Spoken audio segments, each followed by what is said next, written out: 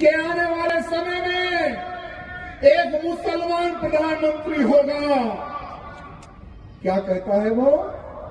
आने वाले समय में एक मुसलमान प्रधानमंत्री होगा, तब हम बताएंगे। मेरे मित्रों, मैं जो कैलकुलेशन आपको बताया हूं ना, क्योंकि हिंदू बट रहा है, जातिवाद में बट रहा है, प्रांतवाद में बट रहा है, भाषावाद में हिंदू बट रहा है, और जहां जहां पर हिंदू बटा है वहां पर हिंदू कटा है। मेरे मित्रों, इतिहास उठाकर देख लेना। जो ये असदुद्दीन ओवैसी कहा है कि प्रधानमंत्री मुसलमान होगा, तो सोचो, एक समय पहले 1947 में पाकिस्तान में हिंदुओं की संख्या 25% थी और आज 1% बची हुई है। 24% हिंदू कहां गए? वो 24% हिंदुओं को मार दिया गया और कुछ हिंदुओं का धर्मांतरण किया गया। नाम मात्र का हिंदू पाकिस्तान में बचा हुआ है, नाम मात्र का हिंदू बांग्लादेश में आज बचा हुआ है। जान की भीख मांग रहा है हमारा बांग्लादेश का हिंदू। रीजन, संख्या हिंदुओं की कम हुई और इनका अत्याचार बढ़ गया। और आज भी हमारे इस भारत देश में जो हमारा हिंदू है, मैं प्रैक्टिकल बात करता हूं मेरे मित्रों, आज हमारा जो भारत का जो हिंदू है ना, उस हिंदू की सोच क्या है? हम दो हमारे दो बस। मेरे मित्रों, अगर हम दो हमारे दो तो ठीक है। हम प्रधानमंत्री मोदी जी से निवेदन करना है कि मोदी जी, बहुत अच्छे काम आपने किए हैं, हिंदुओं का सपना पूर्ण किया है अयोध्या में राम मंदिर बनाकर। काश्मीर हिंदुस्तान का था, नहीं किसी के बाप का था।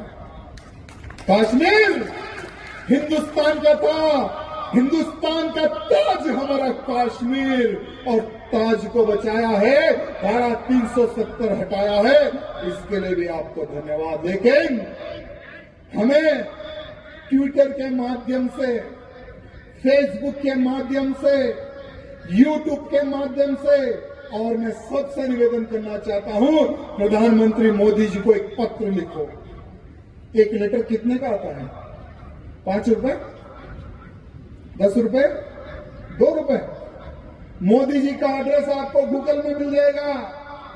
मराठी में जिस भाषा में आप लिख सकते हो उस भाषा में लिखो, या जितने लोग आए हाथ जोड़कर निवेदन है, जिस भाषा में लिख सकते हो लिखो, मोदी जी को पोस्ट करो, पत्र लिखो, ट्विटर पे कमेंट करो, फेसबुक पर कमेंट करो कि मोदी जी, हम दो हमारे दो तो ठीक है, इन लैंडों के भी ऊपर वो इंप्लीमेंट करो। जनसंख्या निरंतरण कानून को लागू करो। जब तक हमारे भारत में जनसंख्या निरंतरण कानून लागू नहीं होगा, ये बच्चा पैदा करने की फैक्ट्री चलते रहेगी। आज महाराष्ट्र में चुनाव हुआ तो महाराष्ट्र के एक मंत्री जी ने कहा है कि हम उसी क्षेत्र में विकास करेंगे जहां पर हिंदू रहता है, जहां से हमें वोट आया है। मंत्री जी धन्यवाद, कम से कम आज आपको समझ में आ रहा है, कम से कम आज आपको समझ में आ रहा है कि हमें तिलकधारी ही वोट करता है, भगवाधारी ही वोट करता है, ये गौ मांस खाने वाला वोट नहीं करता है, ये लव जिहादी वोट नहीं करता है। आज के हर वो महाराष्ट्र के नेता को सोचने समझने की आवश्यकता है। और महाराष्ट्र का हिंदू, महाराष्ट्र का वीर, छत्रपति शिवाजी का मावला हर बार एक ही बात कहता है, जो हिंदू हित की बात करेगा वही महाराष्ट्र में राज करेगा। यह बात महाराष्ट्र के हर वो नेता को समझने की आवश्यकता है। और भले ही आप किसी भी विधानसभा से क्यों ना आते हो, वो नेता को कहना कि भाई बहुत हो गया डेवलपमेंट का काम, अब हिंदुत्व की बात करो। विकास के साथ साथ में अगर तुम हिंदू कार्यकर्ताओं की रक्षा के लिए खड़े होगे तो तुम्हारी जब आरती उठेगी ना, सबको मरना है ना, तुम्हें मरना है, मुझे मरना है, हम सबको मरना है। लेकिन जब नेताजी आप मरोगे तो एक विधायक या सांसद बन के ही मरोगे, तब तक हम आपको जिताएंगे। लेकिन हमारी शर्त है, हिंदुत्व की बात करो, हिंदुत्व के लिए कार्य करने वाले कार्यकर्ताओं के लिए एक सपोर्टर, एक पिलर जैसा बनकर खड़े रहो। यहां हमारे नेताओं को आज बताने की आवश्यकता है। आज हमारे कार्यकर्ता गौ रक्षा के लिए जाते हैं, आज हमारे कार्यकर्ता लव जिहादी को सबक सिखाने के लिए जाते हैं।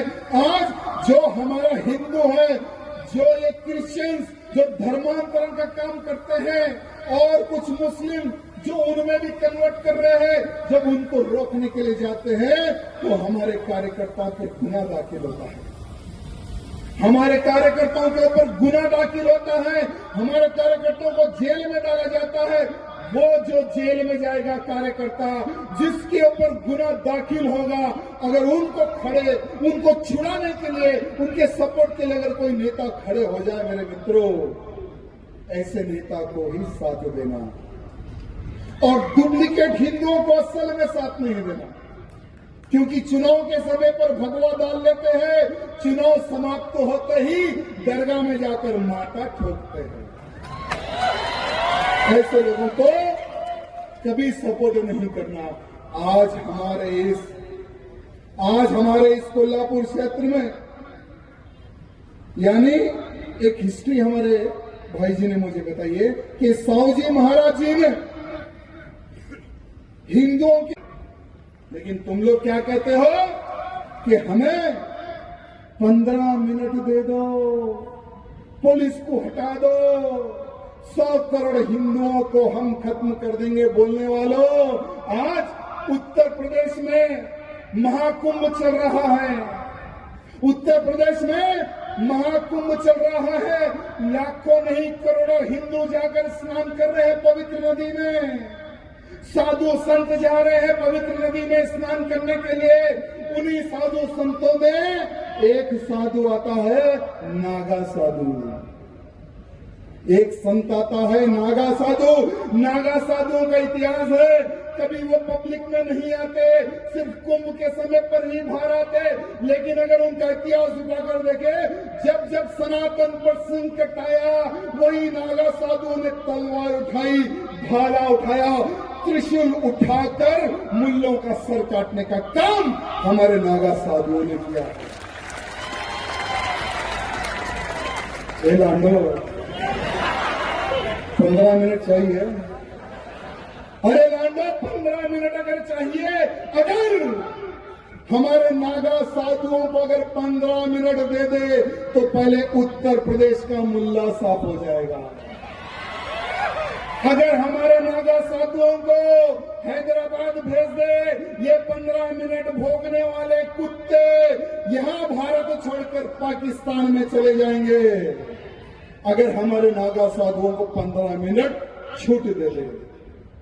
हिंदुओं से कभी ना टकराना, हिंदुओं से कभी ना टकराना। हिंदू जब जब उठा है, इतिहास लिखा है, और इतिहास भी ऐसा वैसा नहीं, तुम्हारे खून की हर वो बूंद से हमारा हिंदू ने इतिहास लिखा है मेरे मित्रों। और ये बड़ा बुलडॉग ओवैसी क्या कहता है, ये बड़ा ओवैसी लांडा क्या कहता है, ये पार्लियामेंट में जब शपथ ले रहा था, जय भीम, तैमूर का बाप सैफ अली खान की न्यूज चल रही थी कि सैफ अली खान के ऊपर किसने हमला कर दिया। किसने हमला किया भाई? अरे महाराष्ट्र का एक विधायक कहता है कि ये हिंदुओं की चाल है, शायद हिंदू ही इसने हमला किया है। तो उस नेता को कहना चाहूंगा कि साले डूब मर। एक बांग्लादेशी आता है, सैफ अली खान के घर जाता है, सैफ अली खान पर हमला करता है। जब वो पकड़ा जाता है तो मीडिया के सामने आता है कि ये हमला करने वाला मुसलमान बांग्लादेश से आया है। सैफ अली खान एक हीरो है। सैफ अली खान कौन है? Film star. और यही सैफ अली खान साहब ने 1950 में यानी 1951 में एक शादी की। किससे शादी की?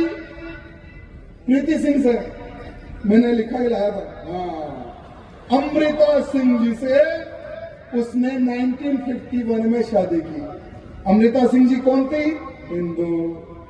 उसके बाद में अमृता सिंह जी से दिल भर गया, चले गए हमारे सैफ अली खान इटली। वहां पर एक औरत से उन्होंने इश्क लड़ा दिया, दूसरी शादी हो गई, वहां पर भी दिल भर गया। अपनी बेटी की उम्र है हमारी करीना जी, करीना कपूर। करीना कपूर जी कौन है? हिंदू। अब करीना कपूर को भी उन्होंने शादी कर ली। तो ये है हमारे फिल्म स्टार की लाइफ। और आज हम लव जिहाद की बात कर रहे हैं। हमारी बहन बेटियों को लव जिहादी फंसा रहा है, पटा रहा है, काट रहा है। सबसे बड़ा लव जिहादी तो आपके महाराष्ट्र में हीरो बनकर घूम रहा है। सैफ अली खान ने 3 शादियां की है। तीनों का अगर इतिहास उठाकर देखेंगे तो हिंदू। क्यों भैया? किसी मुसलमान ने तुम्हें स्वीकार नहीं किया क्या? क्या किसी मुसलमान ने क्या तुम्हारा दिल नहीं आया क्या? जो हमारी हिंदू बहन बेटियों को तुमने टारगेट किया है, जब तक यूज करना है करके बाद में छोड़ दिया है। यहां काम हमारे महाराष्ट्र में चल रहा है। हाल ही में यही महाराष्ट्र में 1 लाख से अधिक हिंदू बहन बेटियां लव जिहाद की शिकार हुई है। आज के महाराष्ट्र की विधानसभा में एक मंत्री जी ने कहा है, पार्लियामेंट में हमारे एक सांसद जी ने कहा है कि महाराष्ट्र लव जिहादियों का अड्डा बन चुका है। मेरे मित्रों, कैसे रोके लव जिहाद को? आज हमारे भारत का जो मुसलमान है ना, वो वंदे मातरम कहने पर 1000 बार सोचता है, भारत माता की जय बोलने पर 1000 बार सोचता है।